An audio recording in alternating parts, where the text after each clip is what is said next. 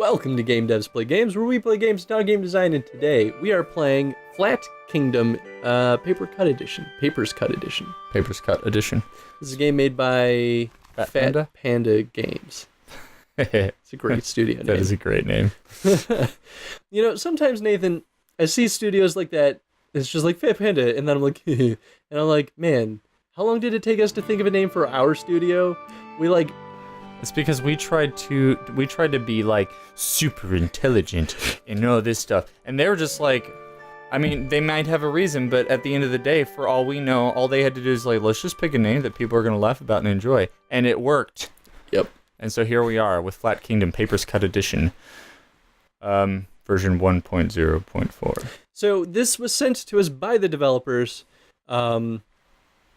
I guess that's really all I needed to say. It was sent to us by the devs, so we're going to play it on the show. We're going to talk about it a little bit. I don't know how many episodes we're going to do out of it, but... we'll see. You played this before, you said? I played it a little bit. I've not played it at all. I actually found it really interesting. I like the game mechanics, but there are some things in the level design that I think could be improved. So we generally keep things very positive, and we're still going to keep things positive, but I do think it's important to talk about where designs could have been better.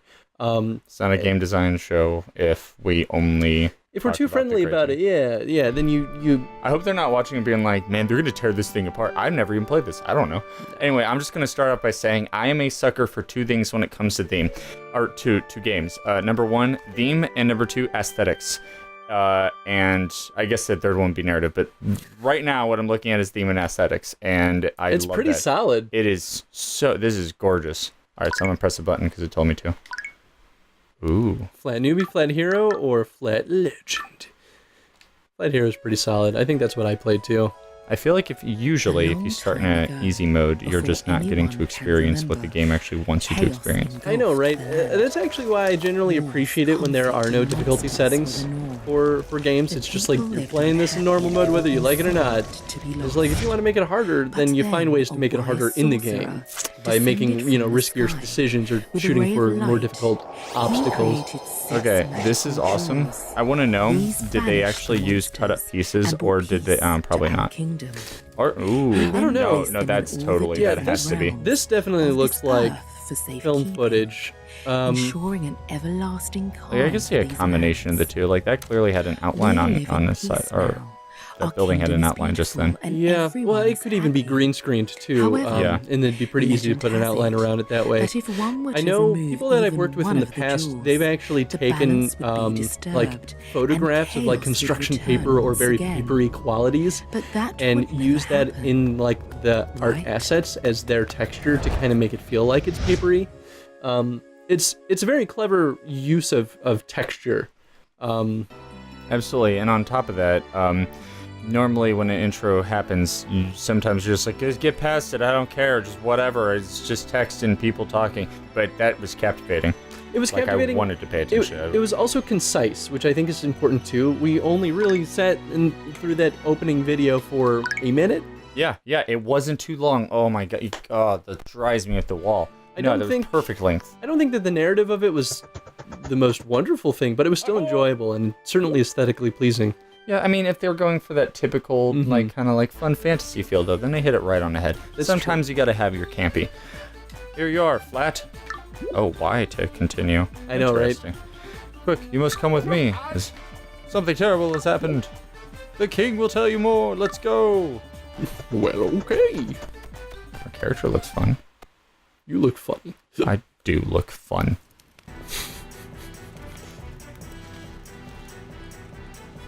Wow, we really like this person. The queen or the princess? I think it's the Flat, princess. thank goodness, you've arrived.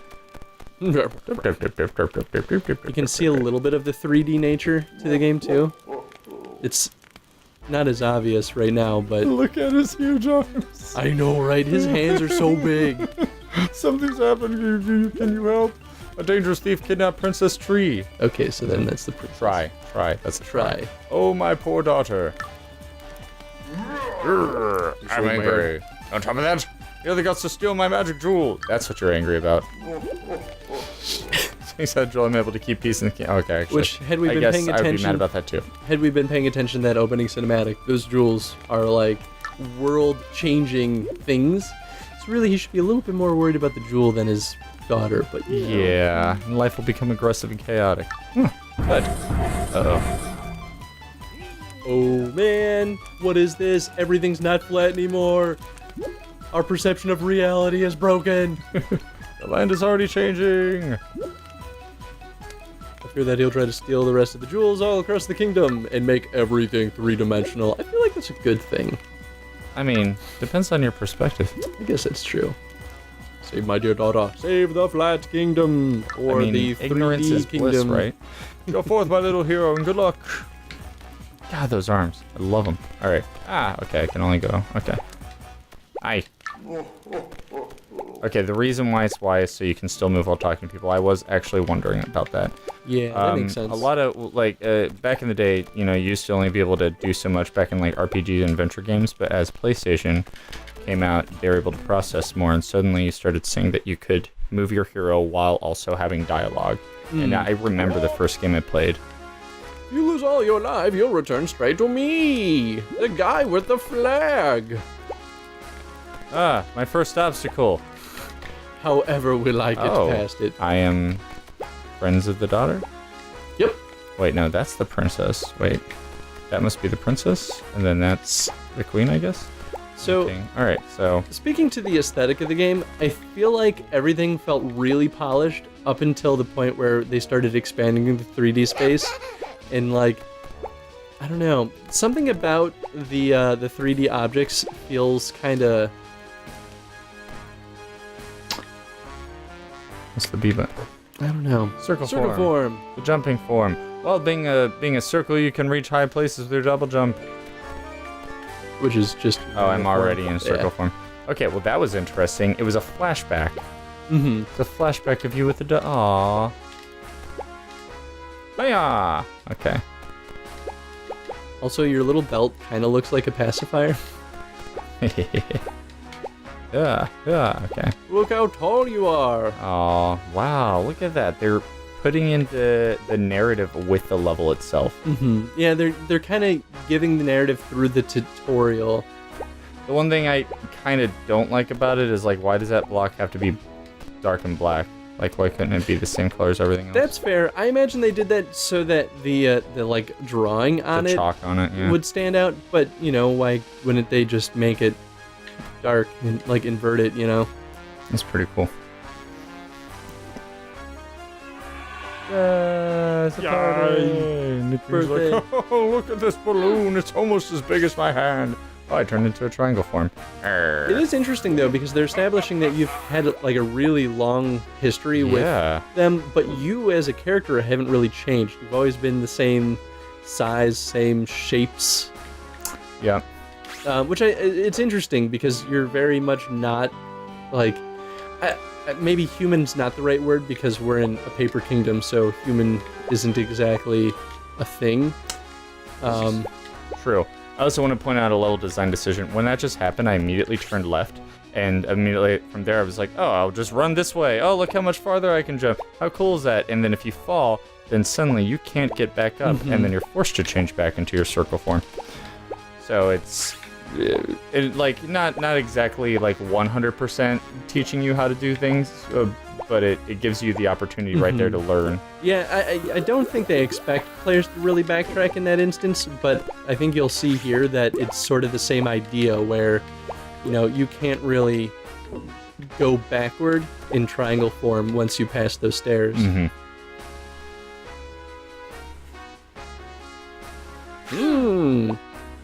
Look at that. Oh, you also have a square form. Wow, I was about to say, she was really uninterested in what I was doing. Look at me, I'm square. Look at me. You don't care. Break things. You only laugh when I fall. Oh. Square form, the heavy weight. Stomp a breaker the way through, push heavy things, walk underwater. Oh, look how slow I am. Very slow. Wow. Okay. Very slow. So that's basically the mechanics of the game right there. Is changing these forms. Everything else is based on that. I think you need to be in circle form, maybe double jump. There you I can... And then... There you go. Boom. Oh, walking underwater. What happens if I change here? Okay, so you can move when you're a circle. You're stuck where you're at when you're a triangle. And then you can walk. Mm-hmm. Alright. We'll do this, and then we'll change, like, Sue. Alright. So, how do you feel about slowing the player down in square form? Do you think it was necessary? I think right now it's not. I believe, though, that there is a large chance that it will become important. I guess that's fair. As more obstacles show up, and it's like, all right, you gotta break through, but at the same time, you're gonna be moving slow, and there's things in your way. And so right here, let me guess, I can't pass. Okay, I can jump on them. Yep. I mean, you could also just jump that distance if you were the triangle anyway. And then obviously you can only hit that if you're... I guess you have to do the ground slam. Ching. But yeah, we should definitely come back to that question once we get a little bit farther. But it does kind of bother me in this game how slow the square is. If only because I feel as though I never want to be in square form just because it takes so long to get anywhere. Yeah. And so I end up only using it if I'm attacking something immediately in front of me. Well, I was also going to say, it may be showing you... Aw. What are you so worried about, little guy? It may also be showing you... like... So far, we've had to pop balloons, right? Mm-hmm. We had a double jump, and then we've had to break things below us. So if you show enemies down the line... Some of them may be able to be defeated by just running into them as a triangle, right? Mm-hmm. Some of them may be defeated by jumping on them. And the circle form is your typical double jump, like, escape kind of character. Mm-hmm. Interesting. Those chairs are in the foreground. You can't step on them. I do like that your little profile and your health icons in the upper left corner also change when you change shape. I did not realize that. It's a little thing. It's just an aesthetic, but... The Flat Kingdom! Well, we've arrived at the Flat Kingdom. I think this is a good opportunity to stop right here. Yep, I agree. Sweet. Yeah, I think we can get a couple more out of this. Yeah, I think this one's at least worth 3 episodes, just so we can get a grasp of the level design and see what we like and don't like about it. The mechanics as they are, I do like the idea of changing form and it changing player attributes, which... We've seen this in games in the past, maybe not necessarily that we've played on the show, but it's not the most original idea, but I like it in a platformer setting. I feel like most of the time when I see this in a platformer or even an action game, it's usually like changing color, and you know, it changes what you're... and background. Exactly, it changes like what you can move through and what you can actually interact with. Whereas this actually turns it into like this changes, you know, speed, jump. It changes how you navigate and how you, and I then guess, it interact with the how world. Your but interaction with all right. Well, I'm excited to keep going. So we're gonna end this episode. Question of the day. Got one? I mean, we could talk about the mechanics, or having that try mechanic. Maybe we need to see more level design to like have a good comparison for... Okay, well then, how about this? maybe- Since while we're still waiting to find out more about the game, you brought the question up earlier of square, like with the square being slow. So, do you see a lot of benefits to being able to be faster while one form and slower as another form? As specifically faster triangle, slower square. Not necessarily speaking to like how the triangle is faster so they can jump further distances, though. I think it's more important to talk about like circle is the standard speed, and so is there a benefit design-wise to have a character go slower than the standard speed? Because there's a very obvious advantage to having the fast mode for terms of platforming, but I don't know if there's a benefit design-wise for the player going slower. I guess that there could be some things, not but necessarily. I mean, design-wise benefit could be that it's more difficult. I don't know. Anyway. it changes the challenge, yeah. But share your thoughts in the comment section below, and I guess how you feel about, you know, slower than standard speed. Don't answer the question that I was gonna. They gotta answer the question. I didn't totally answer it. You kind of. It's Tell us what you it's a little bit. Remember to I vote. like Do the thing. You've watched us. You know what to do. Hopefully you've watched us. If not, welcome for your first time. Please vote. Till next time. Bye, everyone.